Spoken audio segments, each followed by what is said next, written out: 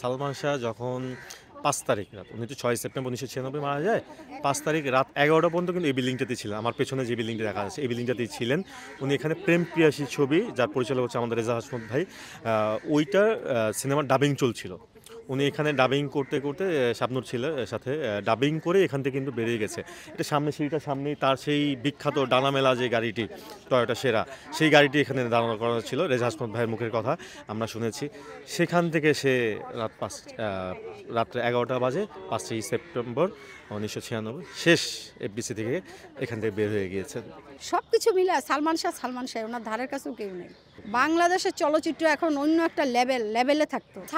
সালমান শাহ ছিল, সালমান শাহর জায়গায় কেউ আসবে না। আর সালমান শাহর তুলনাও কারোর সাথে হয় না। ওনার যখন প্রথম সিনেমা মুক্তি রিলিজ হইলো, কেয়ামত সে কেয়ামত, সারা দেশ থেকে একটা ওলটপালট হইলো, কি একটা সিনেমা। ওনার সিনেমা মুক্তি পাইলো স্বপ্নের ঠিকানা, স্বপ্নের পৃথিবী, আনন্দশ্রম। এই যে একটা ছবি মানুষের যে এত ভক্ত হইলো, দেশে যদি আপনার সিনেমার ভক্ত থাকে তার চেয়ে বেশি ভক্ত হলো শুধু একক নায়ক সালমান শাহ। সালমান শাহর সাথে আমার পরিচয় 1985 থেকে। ওর সাথে আমি চলেছি, আমাদের সিনিয়র ছিল, তো একসাথে চলেছি ফিরেছি। ওকে ব্যক্তিগতভাবে আমি খুব কাছ থেকে চিনতাম। ও আত্মহত্যা করেনি, আত্মহত্যা করার মতো কোনো সিমটেম ওর মধ্যে ছিল না। ওকে হত্যা করা হয়েছে, কারণ ওর হত্যার 3 দিন আগে ওর সাথে আমার দেখা হয়েছিল এফডিসি সাউন্ড কমপ্লেক্সের সামনে। বান্ডেল থাকলে প্রতি সেনমানিতে টাকা বাঁচবে। বিকাশ সেনমানি বান্ডেল কিনে জিতুন প্রতি লেনদেনে। ২৯টা বছর কিন্তু ভাই পার হয়ে গেছে। আমরা চাই না যে আরও ২৯ বছর লেগে যাক। সালমান শাহ, আমার মা, আমাদের নীলা চৌধুরী ছেলে হত্যার বিচারটা স্বচক্ষে দেখে যেতে পারে। সালমান শাহ বললেন যে একটি জীবন্ত কিংবদন্তি, বা ধরেন মৃত্যুর পরও মানুষ এতটা কিভাবে জনপ্রিয় থাকতে হয়, স্টারডম ধরে রাখতে হয়। মারা গেছেন ২৯ বছর, উনি এখনও তার স্টারডম ধরে রেখেছেন, এটা অকল্পনীয়। হত্যাকাণ্ডের যেহেতু চার্জশিট হয়েছে, কে আসামিগুলো আর জজ কোর্ট থেকে রায় এনে তাদের বিরুদ্ধে ওয়ারেন্ট বের করে সেগুলো ধরা উচিত। মূল হোতা সামিরাকে ধরলেই সবার নাম বেরোয় আসবে। আমার বুদ্ধি হওয়ার পরে আমি আনন্দশ্রী ছবিটা প্রথম দেখেছি।